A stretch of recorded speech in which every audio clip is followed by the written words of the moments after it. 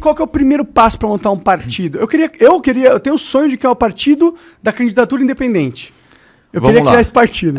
Não, assim, o primeiro, a candidatura independente, ela podia ser fácil se fosse tranquilo montar partido, se não tivesse problema nenhum. Podia ser uma canetada criava a candidatura Mas aí, Monarca, olha como é que começa o processo. Aí, a primeira coisa, você tem que reunir 101 fundadores. Você me pergunta, mas por que 101 e não 100? Para não ser 100. Só para não ser 100, né? Para não ser 100. Aí você tem que montar 101 de 9 estados diferentes da federação.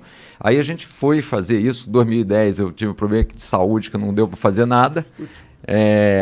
E aí, final de 2010, eu voltei e falei, não, vou montar esse negócio. Aí tinha que fazer um estatuto, não sei o quê. E a primeira coisa, o que é que você junta essas pessoas, aprova um estatuto, o estatuto diz basicamente como é que o partido vai funcionar, o que pode, o que não pode. Como foi essa elaboração do estatuto? Porque é uma peça importante do aí voltando só à pergunta do Igor, aí eu peguei, tinha um cara que trabalhava, quer dizer, eu tinha um sócio no escritório, a gente fazia gestão dos nossos recursos, eu falei, Fábio, estou pensando em montar que tal? Vamos, não, tô dentro. Um outro cara que trabalha, João, eu tô dentro também. Aí um do lado do Rio, não, vamos embora.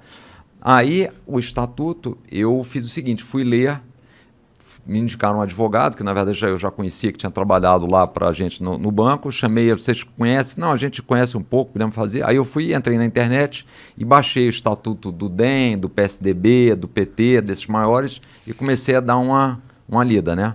O que você achou dessa lida? Olha, a primeira coisa que me chamou a atenção... Tudo legal, não, mas olha a primeira coisa que chama a atenção.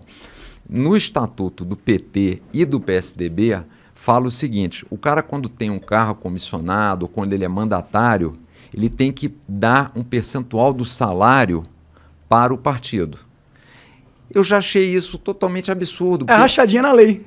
Exato, e olha só, se você é um partido, você quer que tenha o quê? Que tenha um monte de gente com carro comissionado, ganhando o maior salário possível. Eu falei, os partidos já nascem com um conceito totalmente contra o cidadão. Devia ser ilegal esse estatuto, inclusive. É um estatuto que deveria ser ilegal. Você não pode ter um estatuto que o cara tem que dar dinheiro pro partido. É isso, mas tá lá escrito. Sentido. E assim, e não é só que o cara dá, ele assina um compromisso, faz débito na conta. O cara recebe o salário, débito na conta já 10%, 15% já vai pro partido.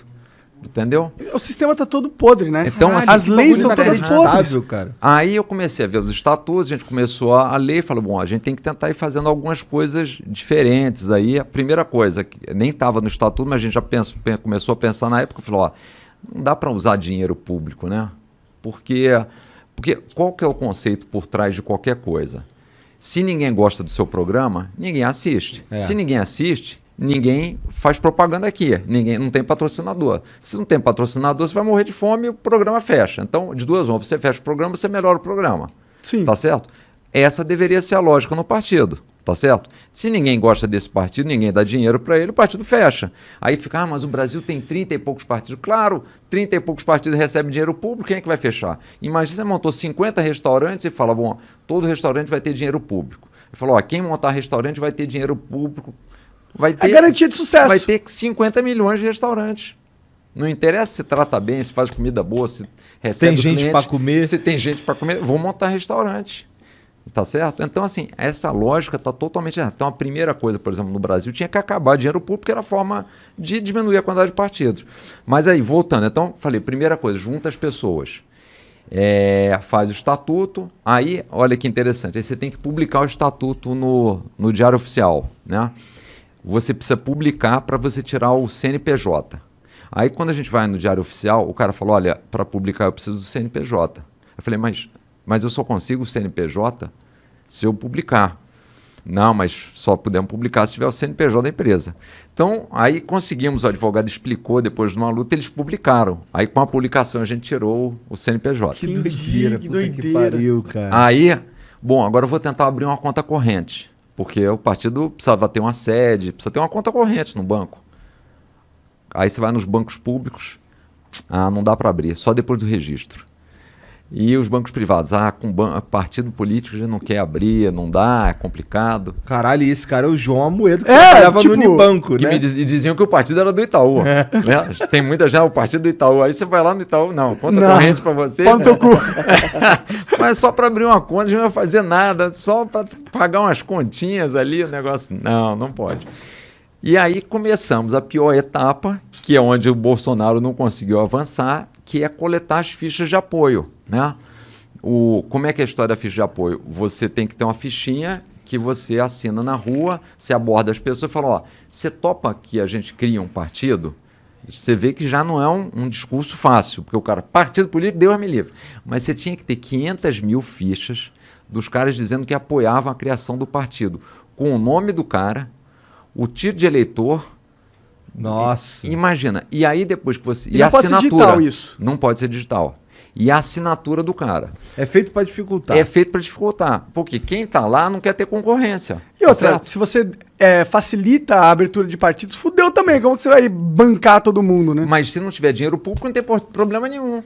Tá certo? Você mata as duas coisas. Então o que os caras fazem? Duas coisas erradas. Eles dão dinheiro público. Aí, dado que deram dinheiro público, vamos dificultar. Então, é um erro para compensar o outro erro. Agora, só que aí vai piorando. Você pega as assinaturas. Aí que você pega as assinaturas, você tem que mandar para os cartórios eleitorais para eles validarem. O que aconteceu? Aí, no primeiro momento, a gente pegou uma empresa, sentou com todos os caras e falou o seguinte, ó, a gente precisa que vocês vão para a rua, e a gente explicou o que é o partido que nasce sem políticos, onde todo mundo vai ter que ser ficha limpa, explicou quais eram os principais critérios. Não explica muita coisa para o cara, você vai lá e só dá essa coisa e vê se o cara quer apoiar a criação. Aí a gente recebeu as fichas dessa empresa que a gente tinha contratado, mandamos para os cartórios eleitorais. Aí os caras começaram a ver, algumas fichas não batiam. Entendi. Aí não batiam as fichas, ou outra eles ligavam para a pessoa, o cara falava, não assinei isso aí não, essa não é minha assinatura. Ou, eu não sei se foi a empresa ou o funcionário da empresa que ia. Aí eles mandavam as fichas, aí o cartório eleitoral manda para o Ministério Público manda para a Polícia Federal. Nós fundamos o partido no início de junho de 2011. Em meados de 2011 eu estava viajando, aí recebi um telefonema dos advogados, falou, João, vai ter que prestar uns depoimentos lá na Polícia Federal, porque estão dizendo que o partido falsificou a assinatura. A minha esposa estava do meu lado e falou, João, vamos desistir. A gente está fazendo um esforço danado para tentar melhorar o Brasil. Você está tendo que dar depoimento agora na Polícia Federal para um negócio que você está querendo só ajudar. Mas o fato é o seguinte, eu sou daquela tese de que quando tem desafio eu fico mais animado. Eu falei, não, vou... quer dizer que é impossível então? Então, vamos montar. Resumo da história. Teve casos de eu ter que ir para a Polícia Federal, por exemplo, aí tinha ficha em Salvador, que os caras pegaram, a gente mandou, aí o cara achava, a tese é que eu tinha ido para Salvador e eu tinha falsificado as assinaturas. Então, eu ia lá na Polícia Federal. Eu não acredito que o cara realmente pensou isso, Quando foi a última vez que o senhor esteve em Salvador? Aí eu falei, uns 3 anos atrás. Ah, tá. E aí, sem mentir, tinha uma frase lá, eu me lembro, eu voltei à escola lá quando você estava melhorando a caligrafia, né? Falou, então, escreve aqui 50 vezes essa frase. Eu escrevia 50 vezes a frase para comparar se a minha letra era a letra que estava na ficha. Pode crer. Eles fizeram toda uma perícia. Então, agora teve casos, por exemplo, aí eu fui na Polícia Federal no Rio, isso aqui em São Paulo. No Rio o cara falou, quer dizer que vocês foram vítimas, né? Eu falei, fomos vítimas. Porque a empresa se comprometeu a fazer isso, a gente explicou e não fez. Aí a gente foi fazer um monte de outra coisa. A gente montou, pegou um voluntário, esse voluntário foram treinados. Aí vocês foram fazer vocês mesmos a gente montou uma equipe dentro. Como foi montar quantas pessoas tinha nessa equipe? Olha, a gente chegou a ter em São Paulo umas 200 pessoas coletando ficha e internamente umas 30 fazendo digitação. A gente montou um sistema de programa de computador, de software, para tentar...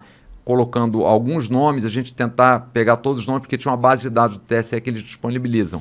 E aí checar com um pedaço do seu nome, achar o seu nome todo, para achar o título de eleitor. Então, assim, foi uma tarefa... descomunal, imagino. Foram 3 anos e meio fazendo isso. 3 anos e meio coletando assinatura. E a validação você tinha que levar para os cartórios. Então, assim, o bom é que você coletou 3 anos atrás, uma assinatura validou, está validado. Foda-se, não tem como desvalidar. Não, esse é o problema, Monark. Sabe? E por isso ficou mais difícil montar partido. Caralho. A gente demorou 3 anos e meio. A legislação mudou e agora a assinatura só vale por 2 anos.